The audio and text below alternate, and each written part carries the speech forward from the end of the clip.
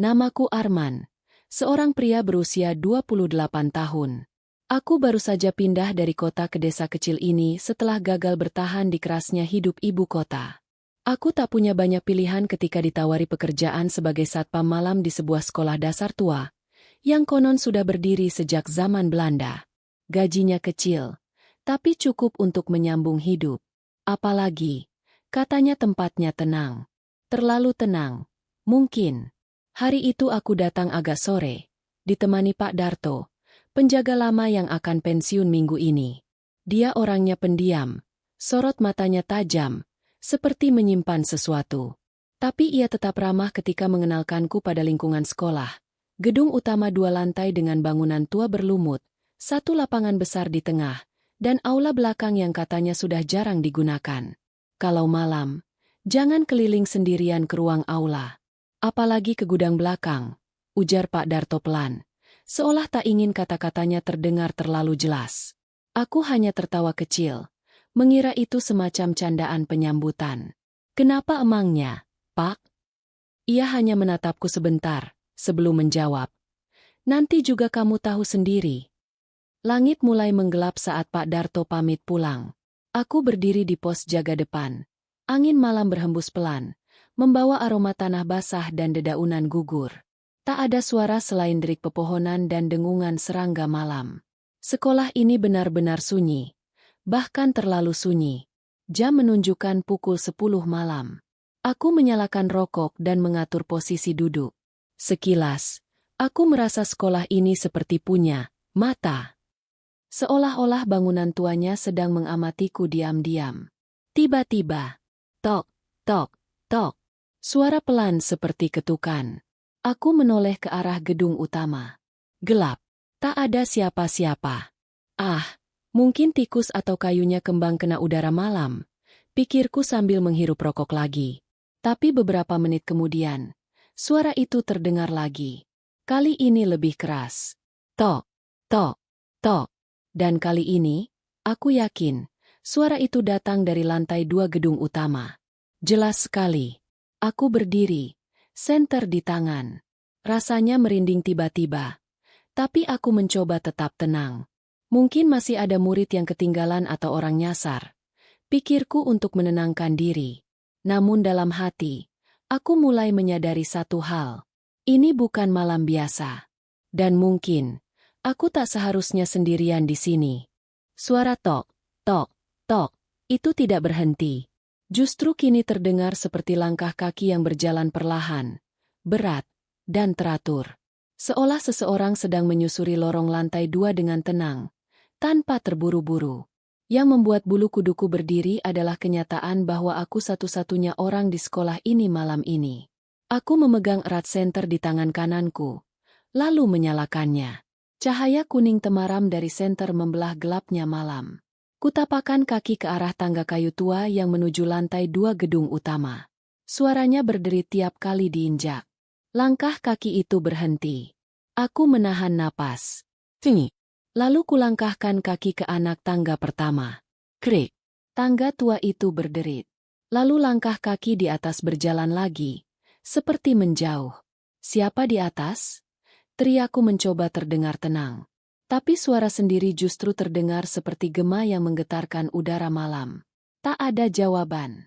Aku terus menapaki tangga dengan hati-hati, satu persatu. Ketika sampai di lantai 2, lorong panjang yang penuh ruang kelas menyambutku dengan suasana mencekam. Bau apek, tembok berlumut, dan jendela-jendela tua yang berderak ditiup angin. Senterku terangi ke kiri. Kosong. Ke kanan. Kosong juga. Namun tiba-tiba, bunyi pintu tertutup keras di ujung lorong. Brak! Aku terkesiap dan refleks menyorotkan senter ke arah suara. Jelas terlihat, pintu ruang kelas paling ujung yang sebelumnya terbuka, kini tertutup rapat. Dengan langkah pelan tapi mantap, aku dekati ruangan itu. Jantungku berdetak semakin cepat. Setiap langkah terasa berat. Seperti tubuhku mencoba menolak untuk mendekat. Sesampainya di depan pintu, aku ragu. Tanganku terulur ke gagang pintu. Namun sebelum sempat menyentuhnya, dak, dak, dak, dak, Suara langkah lari cepat terdengar di belakangku. Aku membalikan badan dan menyorotkan senter secepat mungkin. Kosong. Tidak ada siapapun. Lorong itu tetap gelap dan sunyi seperti semula. Tenggorokanku terasa kering. Tanganku bergetar. Apa yang sebenarnya sedang terjadi? Lalu tiba-tiba, suara yang sama muncul lagi. Tapi kali ini, bukan dari lorong. Bukan dari dalam ruang kelas juga. Suara itu berasal dari langit-langit. Dari atas kepalaku. Langkah-langkah kecil. Ringan. Tapi jelas.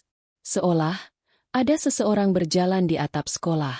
Atau lebih tepatnya, aku berdiri terpaku di tengah lorong lantai 2. Langkah-langkah dari atas kepalaku itu terus terdengar. Ringan, cepat, dan tak wajar. Seolah sosok di atas tidak dibatasi oleh berat tubuh atau gravitasi. Tap, tap, tap, tap. Langkah itu berpindah dari satu sisi ke sisi lain atap sekolah, seperti sedang mengelilingiku. Suara genteng yang bergeser dan bunyi kayu tua yang melengkung menambah kengerian yang merambat hingga ke tulang. Aku menatap langit-langit yang gelap dan penuh sarang laba-laba. Tak ada lubang atau celah yang bisa dilewati orang. Bahkan, plafon sekolah ini tergolong rendah. Tak masuk akal kalau ada orang yang bisa berada di atasnya. Sial, apa ini cuma halusinasi? Gumamku, meski hatiku tahu, ini bukan halusinasi. Aku memutuskan untuk turun kembali ke bawah. Tanganku masih memegang erat senter, dan jantungku berdetak cepat. Nyaris tak beraturan. Baru beberapa anak tangga kutapaki ke bawah. Bau anyir menyengat tiba-tiba muncul. Bau itu seperti darah. Tapi lebih busuk. Lebih tajam. Seolah ada bangkai binatang yang membusuk di dalam ruang tertutup. Aku menghentikan langkah dan mencoba menelusuri dari mana asalnya. Senterku terangi sekeliling. Ada sesuatu di tembok. Tepat di dekat tangga. Samar-samar terlihat seperti bekas telapak tangan berdarah. 5 jari memanjang. Menempel seperti mencakar dinding. Dan ada yang lebih mengerikan. Bekas itu basah. Baru. Aku menelan ludah. Dengan tangan bergetar, kurekatkan telapak tanganku sendiri ke jejak itu. Dan ukurannya lebih besar dari tanganku. Tiba-tiba. Ting! Suara bel sekolah berbunyi. Aku terlonjak. Jam tanganku menunjukkan pukul 1.23 dini hari. Tak ada alasan logis kenapa bel sekolah yang hanya berfungsi saat pagi dan siang bisa berbunyi tengah malam. Bel itu berbunyi 2 kali. Lalu berhenti. Aku berlari ke bawah, ke arah pos. Tapi ketika sampai di lantai dasar, pos jaga kosong. Gorden di jendela pos bergerak pelan seolah baru saja disentuh seseorang. Dan di meja, ada catatan yang tak pernah kutulis. 1 kalimat. Ditulis dengan spidol merah. Kamu tidak sendiri di sini, Arman. Aku mundur perlahan. Nafasku memburu. Mataku menatap sekeliling. Siapa yang menulis itu? Bagaimana bisa tahu namaku? Dan saat aku mengangkat wajahku ke kaca jendela pos, ada bayangan hitam berdiri di belakangku. Bayangan itu jelas, tinggi, kurus, dan berdiri tegak di belakangku. Tapi saat kuputar badan dengan cepat sambil mengarahkan senter, tidak ada siapa-siapa. Kosong. Hanya lorong sunyi yang gelap dan penuh debu. Namun kaca jendela tak berbohong. Aku tahu apa yang kulihat. Sosok itu berdiri tepat di belakangku. Menatapku. Tanpa suara, tanpa nafas. Aku bergidik. Jari-jariku mulai dingin. Menggenggam senter sekuat tenaga agar tidak terjatuh. Lalu, suara aneh muncul. SSS hahaha. Bukan berasal dari luar. Bukan dari lorong. Suara itu, di telingaku sendiri. Tubuhku kaku. Aku bisa merasakan napas dingin menyentuh leherku. Perlahan, seolah sesuatu mendekat dan berbisik tepat di belakang telingaku. Jangan menoleh. Aku merem. Jantungku seperti berhenti berdetak sejenak. Suara itu terdengar jelas. Seperti bisikan perempuan. Lembut. Namun penuh ancaman. Saat itu, tubuhku tidak bisa digerakkan. Seolah ada kekuatan tak terlihat yang menahan seluruh ototku. Aku menggertakkan gigi. Dengan sisa tenaga dan keberanian, Aku mencoba melawan rasa takut itu dan berteriak. Siapa kau? Apa maumu? Tak ada jawaban. Tapi tiba-tiba, senterku mati. Gelap total. Aku panik. Kutepuk-tepuk senter. Kupukul ringan. Masih tak menyala. Suasana menjadi benar-benar mencekam. Dan dari dalam kegelapan itu, langkah kaki kecil mulai terdengar lagi. Tapi kali ini, di dalam ruang pos, bersamaku, keringat dingin mulai menetes dari pelipis. Aku menunduk, mencoba menyalakan senter dengan napas tak beraturan, ketika, duar! Pintu pos tertutup sendiri dengan keras. Seluruh kaca bergetar. Aku memeki kaget. Dalam gelap, aku bisa mendengar suara anak kecil tertawa cekikikan, mengitari ruangan kecil ini. Hehe, hehe, jangan menoleh, jangan menoleh. Lalu terdengar bunyi goresan di dinding. Seperti kuku yang mencakar tembok pelan-pelan. Akhirnya, senterku menyala kembali, dan saat ku terangi ke arah suara, dinding pos penuh coretan. Ada puluhan tulisan dengan huruf berantakan. Semua sama. Satu kalimat, ditulis berulang-ulang. Kembalikan dia. Kembalikan dia. Kembalikan dia. Aku terduduk lemas. Pintu terkunci. Bau anyir kembali memenuhi ruangan. Dan dari balik kaca jendela pos, bayangan itu muncul lagi. Kali ini lebih dekat. Lebih jelas. Seorang perempuan dengan rambut panjang menutupi wajah, berdiri mematung, menatapku dari luar. Aku berusaha berdiri walau kakiku terasa lemas. Mataku tak lepas dari sosok perempuan berambut panjang yang berdiri di luar pos. Wajahnya tak terlihat, tertutup rambut kusut yang menjuntai. Tapi aku bisa merasakan tatapannya menusuk menembus kaca. Dia tidak bergerak, hanya diam. Seperti patung. Seperti mayat yang berdiri. Aku mundur perlahan. Tubuh menempel ke tembok penuh coretan itu. Coretan-coretan yang terus menggema di benakku. Kembalikan dia. Kembalikan dia. Siapa? Siapa yang harus dikembalikan? Suaraku hampir putus. Lebih mirip bisikan putus asa daripada pertanyaan sungguhan. Tiba-tiba, perempuan itu menghilang. Hilang begitu saja. Sekejap mata. Aku melangkah maju, mendekati jendela pos. Nafasku memburu. Dadaku seperti dipukul-pukul dari dalam. Tapi sebelum aku bisa memeriksa lebih jauh. Krek! Suara pintu pos terbuka dengan sendirinya. Padahal sebelumnya terkunci dari dalam. Angin malam masuk menerpa wajahku. Tapi bukan hanya angin. Ada bau bunga melati yang menyengat. Bau yang sering dikaitkan dengan kematian. Dengan sesuatu yang tidak berasal dari dunia ini. Dengan sangat pelan, aku keluar dari pos dan menelusuri halaman sekolah. Langkahku menyusuri jejak tanah basah menuju aula tua yang sudah bertahun-tahun tidak digunakan. Entah kenapa, kakiku bergerak sendiri. Seperti dipanggil. Aula itu gelap, pintunya reot, catnya mengelupas. Saat aku mendorong pelan, cereak! Pintu terbuka, dan di dalamnya ada meja bundar kecil. Di atasnya, foto seorang anak perempuan. Umurnya mungkin sekitar 10 tahun. Manis, memakai seragam SD, rambut dikepang dua. Tapi yang membuat jantungku berhenti berdetak sesaat. Wajahnya terlihat seperti menangis dalam foto itu. Di bawah foto tertulis nama. Anindya Putri. 2007-2016. Aku membaca pelan. Meninggal di usia 9 tahun. Tiba-tiba, telingaku menangkap suara dari pojok aula. Dia tak pernah pulang sejak itu. Suara perempuan tua, serak dan berat. Aku menoleh, dan dari kegelapan muncul sosok nenek berbaju lusuh. Wajahnya keriput, tapi matanya tajam. Anindya, cucuku, katanya pelan. Dulu sekolah di sini, tapi dia hilang malam hari.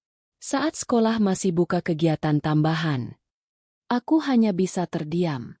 Nenek itu melangkah pelan mendekat ke arah foto. Sejak saat itu, tiap malam, dia masih di sini. Mencari jalan pulang. Tapi ada yang menahannya. Aku bergidik. Menahan? Siapa? Nenek itu tidak menjawab. Hanya menatapku dengan mata yang nyaris tanpa kelopak dan berkata lirih. Kamu harus bantu dia pulang, atau kamu yang akan tinggal di sini selamanya. Setelah kalimat terakhir yang diucapkan nenek itu, udara dalam aula menjadi berat. Aku menatapnya, berusaha mengukur apakah yang barusan kudengar nyata, atau hanya permainan pikiranku yang mulai rapuh. Bantu dia pulang, atau kamu yang akan tinggal di sini selamanya. Aku ingin bertanya lebih banyak, tapi saat aku mengedipkan mata, nenek itu sudah menghilang. Lenyap begitu saja, tanpa jejak. Hanya foto Anindya dan bau bunga melati yang masih tertinggal. Aku mundur perlahan keluar dari aula. Kepalaku dipenuhi pertanyaan. Siapa yang menahan arwah Anindya? Kenapa dia tidak bisa pulang? Apa yang sebenarnya terjadi di sekolah ini? Saat aku tiba di halaman tengah, jam dinding tua di kantor guru berdentang. Dung, dung, dung. Pukul 2 dini hari. Dan saat dentang terakhir berbunyi, lampu-lampu di seluruh koridor sekolah menyala sendiri satu persatu. Seperti menyambut sesuatu. Atau seseorang. Aku berdiri terpaku. Lalu pintu kelas 5A terbuka dengan bunyi mengerikan. Kreak! Padahal kuncinya masih tergantung di pos satpam. Aku yakin itu. Dari dalam ruangan yang terbuka itu, terdengar langkah kaki pelan. Lalu bayangan hitam melintas sekejap. Aku melangkah maju, melawan rasa takut yang makin mencekik. Saat masuk ke dalam kelas, udara langsung berubah dingin. Meja-meja terlihat seperti ditata ulang. Di tengah-tengah ruangan, ada satu bangku kosong. Dan di atas bangku itu, ada boneka kecil. Lusuh. Bermata satu. Aku meraihnya pelan. Di bagian belakang boneka itu tertulis, "Untuk Anindya dari Bunia." Bunia? Siapa dia? Tiba-tiba papan tulis di depan kelas mencoret sendiri dengan kapur. Aku hanya bisa menyaksikan. Ngeri. Saat tulisan itu terbentuk perlahan. Dia yang menutup gerbang. Gerbang? Tepat saat aku mencoba mencerna maksud dari kalimat itu, pintu kelas tertutup keras di belakangku. Brua! Aku menoleh, dan melihat sosok tinggi besar, berkepala kambing, bertanduk, berdiri di depan pintu. Matanya merah menyala, dan dari mulutnya keluar suara berbisik. Kau tidak boleh membawanya keluar. Aku membeku. Seluruh tubuhku menolak bergerak. Sosok itu maju selangkah, dan lantai bergetar di setiap jejaknya. Aku meraih senter di kantong celana, dan sinarnya langsung menyilaukan makhluk itu. Sosok itu meraung keras dan menghilang ke dalam dinding, meninggalkan bekas gosong di lantai. Dan di tengah kesunyian yang kembali menyelimuti, suara Anindya terdengar. Aku ingin pulang, tapi Bunia mengunciku. Suara itu masih bergema di kepalaku. Aku ingin pulang, tapi Bunia mengunciku. Hatiku berdebar. Siapa Bunia sebenarnya? Kenapa dia bisa menjadi penghalang bagi Anindya? Aku harus mencari tahu. Keesokan harinya, aku memutuskan untuk menggali informasi tentang Bunia, guru kelas 5A yang dulu mengajar di sekolah ini. Setelah beberapa tanya pada guru-guru senior dan arsip sekolah, aku menemukan fakta yang mengejutkan. Bunia sudah meninggal 5 tahun lalu. Tapi bukan karena sakit biasa. Dia meninggal dalam keadaan misterius di dalam kelas, saat jam pulang sekolah.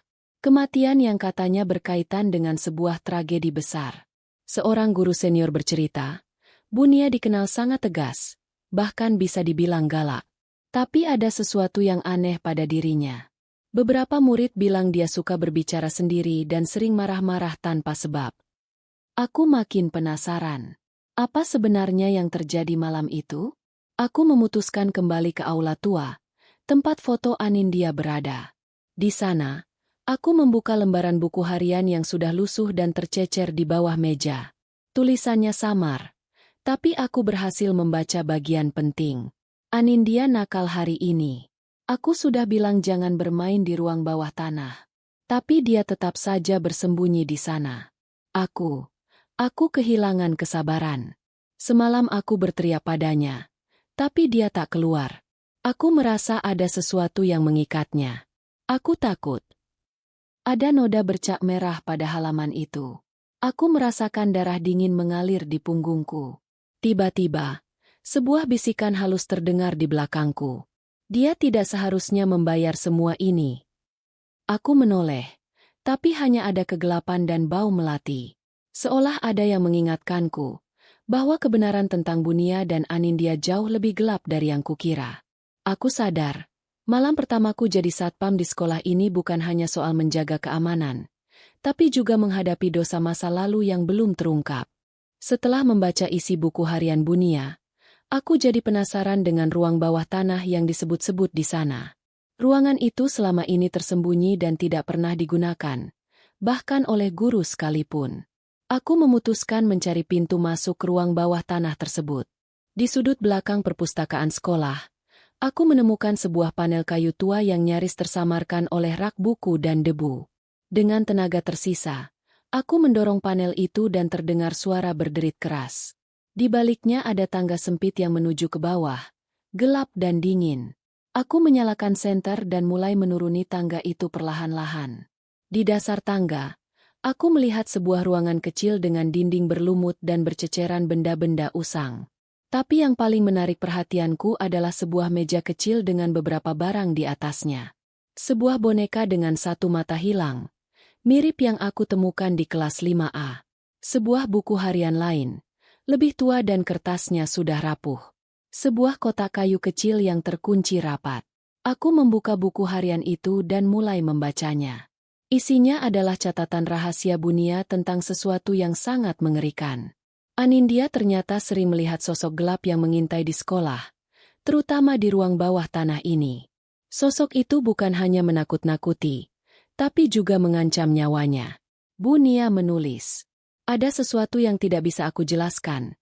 Aku berusaha melindungi Anindya, tapi bayangan itu terlalu kuat. Aku takut jika aku gagal, maka semuanya akan hilang." Ketika aku hendak membuka kotak kayu itu, tiba-tiba udara di ruangan berubah menjadi sangat dingin. Lampu senterku berkedip dan aku mendengar suara tangisan kecil. Aku menoleh, tapi hanya melihat bayangan gelap yang bergerak cepat menghilang di sudut ruangan. Rasa takut dan penasaran bercampur menjadi satu. Aku sadar, semakin dalam aku menggali, semakin berat beban yang harus aku tanggung. Aku harus menemukan cara untuk mengalahkan bayangan itu dan membebaskan Anindya. Suara tangisan itu terus bergema di ruang bawah tanah, membuat suasana semakin mencekam. Aku berdiri membeku, berusaha mengendalikan napas yang mulai memburu. Bayangan gelap itu kembali muncul, kali ini lebih jelas. Wujudnya seperti sosok tinggi, berbalut jubah lusuh, tapi wajahnya tertutup kabut hitam pekat. Sosok itu menatapku dengan mata kosong yang penuh penderitaan. Aku mencoba berbicara, suaraku gemetar. "Siapa kamu? Apa yang kamu inginkan dari sekolah ini?" Bayangan itu mengeluarkan suara yang bergema seperti bisikan angin. "Dosa. Luka lama." Aku terperangkap oleh kemarahan dan penyesalan. Tiba-tiba aku merasakan gelombang emosi yang sangat kuat, seperti memaksa masuk ke dalam pikiranku. Aku melihat kilasan masa lalu, seorang guru yang marah, seorang anak yang ketakutan, dan sebuah kejadian tragis yang terjadi di ruang bawah tanah bertahun-tahun lalu. Aku sadar, bayangan itu adalah arwah dari seseorang yang sangat terluka dan belum menemukan kedamaian. Aku memberanikan diri bertanya, "Bagaimana aku bisa membantumu? Apa yang harus aku lakukan?" Bayangan itu mengulurkan tangan dan sebuah gambar samar muncul di udara. Sebuah ritual, sebuah cara untuk membuka gerbang yang mengunci arwah tersebut. "Tolong bebaskan aku, biarkan aku pulang." Aku mengangguk pelan. Walaupun hatiku penuh dengan ketakutan, aku tahu aku tidak bisa mundur sekarang. Misi ini sudah menjadi bagian dari hidupku. Dan malam-malam berikutnya, aku harus mempersiapkan diri untuk menghadapi kegelapan yang lebih dalam. Setelah pertemuan mengerikan dengan bayangan hitam itu, aku tahu aku tidak bisa menjalani malam-malam berikutnya sendiri. Aku butuh bantuan. Keesokan harinya, aku menghubungi Pak Eko, seorang paranormal yang dikenal pernah membantu banyak orang di sekitar sini menghadapi kejadian gaib. Aku ceritakan semua yang kulihat dan rasakan di sekolah. Pak Eko mengangguk serius. Ini bukan sembarang gangguan. Nak, ada energi yang terperangkap kuat di sini. Jika ingin membebaskan arwah itu, ritual harus dilakukan dengan sangat hati-hati dan penuh persiapan. Kami mulai mempersiapkan segala kebutuhan. Olilin khusus berwarna putih dan hitam. Bunga melati dan dupa wangi. Air suci dan mantra-mantra yang harus diucapkan. Pak Eko juga memberiku sebuah kalung jimat dari kayu gaharu. Katanya, itu bisa melindungiku dari serangan roh jahat saat ritual berlangsung. Malam itu, di ruang bawah tanah, kami mulai menata segala sesuatu sesuai dengan petunjuk yang diberikan oleh bayangan itu. Udara terasa berat dan dingin menusuk tulang. Suara langkah kaki, bisikan, dan suara tangisan terdengar mengelilingi kami. Aku merasakan napasku makin berat, jantung berdebar kencang. Tapi aku harus kuat. Untuk Anindya, untuk sekolah ini, dan untuk kebenaran yang harus terungkap. Pak Eko mulai mengucapkan mantra dengan suara yang lantang dan tenang. Lilin-lilin menyala, membentuk lingkaran cahaya di tengah kegelapan. Tiba-tiba, bayangan hitam itu muncul lagi. Kali ini lebih besar dan lebih menyeramkan. Ia melayang di atas lingkaran cahaya dan mengeluarkan jeritan pilu yang menusuk hati. Aku menggenggam kalung gaharu erat-erat, berusaha tetap fokus dan tidak kehilangan kendali. Pak Eko memandangku dan berkata, "Kita hampir sampai. Jangan takut. Kau harus kuat, karena ini pertarungan terakhir untuk membebaskan arwah yang terperangkap." Suasana di ruang bawah tanah semakin mencekam. Lilin-lilin di sekeliling kami berkedip-kedip. Bayangan hitam makin membesar dan semakin mendekat. Aku bisa merasakan hawa dingin menusuk sampai ke tulang. Pak Eko terus mengucapkan mantra dengan suara mantap, seolah berperang melawan kekuatan gelap itu. Aku menggenggam kalung gaharu erat-erat, mencoba menahan rasa takut yang bergejolak. Tiba-tiba bayangan itu melesat ke arahku. Aku terpaku, tapi secara refleks mengangkat tangan dengan kalung di genggaman. Sebuah cahaya lembut memancar dari kalung itu, memukul mundur bayangan gelap beberapa langkah. Bayangan itu meraung, seperti merasakan sakit yang sangat dalam. Suara jeritannya bergema seperti duka yang tak terungkap selama bertahun-tahun. Pak Eko meningkatkan mantra, suaranya semakin keras, memenuhi ruang bawah tanah yang sempit itu. Aku merasakan energi bergelora di sekitarku, seakan-akan dua dunia bertabrakan. Dengan sekuat tenaga, aku ikut mengucapkan mantra yang diajarkan Pak Eko, meskipun suaraku gemetar. Semakin lama, bayangan itu mulai memudar, berubah menjadi kabut yang perlahan menghilang. Sebelum lenyap sepenuhnya, bayangan itu berbisik terakhir. "Terima kasih, akhirnya aku bebas." Udara di ruang bawah tanah menjadi hangat kembali, suara-suara aneh menghilang, dan aku merasakan ketenangan yang belum pernah kurasakan sebelumnya. Pak Eko tersenyum dan berkata, "Kau sudah melakukan hal yang luar biasa. Sekarang arwah itu bisa beristirahat dengan tenang." Aku menarik napas panjang, lega tapi juga merasa ada beban yang terangkat dari pundakku. Malam itu, aku sadar bahwa menjadi satpam di sekolah ini bukan hanya soal menjaga keamanan fisik, tapi juga menjaga kedamaian jiwa yang pernah terluka di tempat ini. Keesokan harinya, suasana sekolah terasa jauh berbeda. Udara yang biasanya terasa dingin dan berat kini berubah lebih ringan dan hangat. Bahkan sinar matahari pagi menyelinap dengan lembut melalui jendela, memberi kesan damai yang sudah lama hilang. Aku duduk di ruang satpam, menatap halaman sekolah yang dulu sering aku rasakan ada sesuatu yang mengawasi. Tapi malam ini, tidak ada lagi bayangan yang menakutkan. Beberapa guru dan siswa yang aku temui pun tampak lebih ceria dan penuh semangat. Anindya, murid yang dulu sering ketakutan, tersenyum dan mengucapkan terima kasih padaku. "Terima kasih sudah membantu aku dan sekolah ini, Pak," katanya tulus. Aku hanya tersenyum, merasa lega dan bangga. Semua perjuangan dan ketakutan selama ini akhirnya membuahkan hasil. Namun, aku juga sadar, pengalaman ini telah mengubah pandanganku tentang dunia yang selama ini tak terlihat oleh banyak orang. Aku belajar untuk lebih berhati-hati dan tetap waspada, karena kadang kegelapan bisa muncul dari tempat yang tak terduga. Malam ini aku kembali berdiri di pos jaga, tapi dengan hati yang lebih tenang. Aku siap menjalani tugas sebagai satpam sekolah yang bukan hanya menjaga pintu, tapi juga menjaga kedamaian hati mereka yang berada di dalamnya. Malam pertama setelah ritual itu, aku merasakan kedamaian yang belum pernah aku rasakan selama bertugas di sekolah ini. Suasana sunyi tidak lagi menakutkan, melainkan menenangkan. Aku berjalan menyusuri koridor sekolah dengan langkah ringan. Tidak ada lagi suara-suara aneh atau bayangan yang mengintai di sudut gelap. Guru-guru dan siswa pun mulai merasa nyaman dan tidak takut lagi berada di dalam lingkungan sekolah. Aku duduk di ruang satpam, menulis di buku catatan tentang semua yang terjadi. Ini bukan hanya tentang pekerjaan, tapi juga tentang keberanian menghadapi ketakutan dan menjaga harapan. Aku tahu perjalanan ini belum berakhir sepenuhnya, tapi malam ini adalah awal baru. Untukku, untuk sekolah, dan untuk semua yang pernah terperangkap dalam bayang-bayang gelap.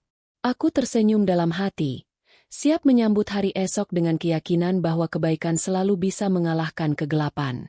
Beberapa hari setelah ritual pembebasan, suasana di sekolah berubah secara nyata. Para guru dan murid tampak lebih rileks. Tidak ada lagi desas-desus tentang suara aneh atau penampakan misterius. Aku sering mendapat ucapan terima kasih dari staf sekolah yang dulu tampak lelah dan takut. Sekarang menjadi lebih semangat menjalankan tugas mereka. Bahkan Anindya, yang dulu sangat takut, kini berani ikut membantu menjaga ketertiban di kelas. Namun, aku tetap waspada.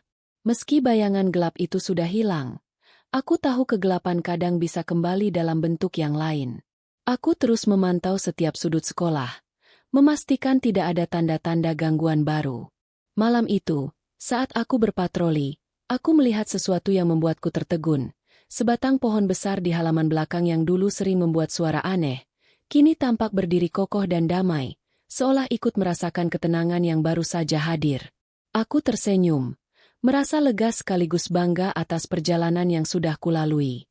Malam ini aku berdiri di pos satpam, mengamati sekolah yang kini terasa berbeda. Tidak ada lagi bayangan gelap, tidak ada lagi suara-suara aneh yang mengganggu. Hanya kedamaian yang mengalir lembut di setiap sudut. Aku teringat betapa beratnya malam-malam pertamaku di sini, penuh ketakutan dan kecemasan. Tapi sekarang, aku merasa bangga bisa menjadi bagian dari perubahan itu. Bukan hanya aku yang berubah, tapi seluruh sekolah. Murid-murid kini tertawa dan belajar dengan penuh semangat. Guru-guru menjalankan tugas dengan hati yang lebih ringan. Aku menulis di buku catatan satpam, mengabadikan setiap kejadian sebagai pelajaran berharga tentang keberanian, pengorbanan, dan harapan. Aku tahu, mungkin suatu hari nanti akan ada tantangan lain yang harus dihadapi. Tapi malam ini, aku percaya bahwa selama kita berani menghadapi kegelapan, cahaya akan selalu menemukan jalannya. Sekolah angker ini akhirnya menjadi tempat yang aman dan penuh kehangatan. Dan aku, sebagai satpam yang pernah takut, kini menjadi penjaga kedamaian.